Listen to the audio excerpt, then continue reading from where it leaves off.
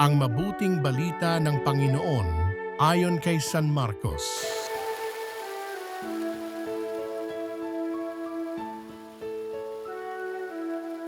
Matapos mapakain ang 5,000 lalaki, agad pinasakay ni Jesus sa bangka ang mga alagad at pinauna sa Betsaida sa kabilang ibayo ng lawa, samantalang pinauuwi niya ang mga tao. Pagkaalis nila, siya'y umahon sa burol upang manalangin. Sumapit ang gabi. Nasa laot na noon ang bangka, samantalang si Jesus ay nag-iisa sa katihan.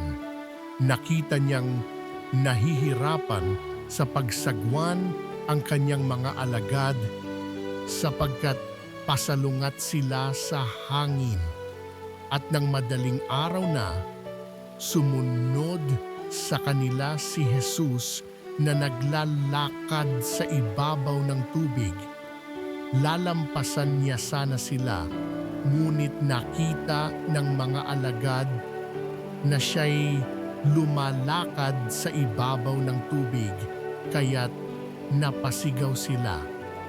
Ang akala nila'y multo at kinilabutan silang lahat, ngunit agad niyang sinabi sa kanila, "Huwag kayong matakot, si Jesus ito, lakasan ninyo ang inyong loob."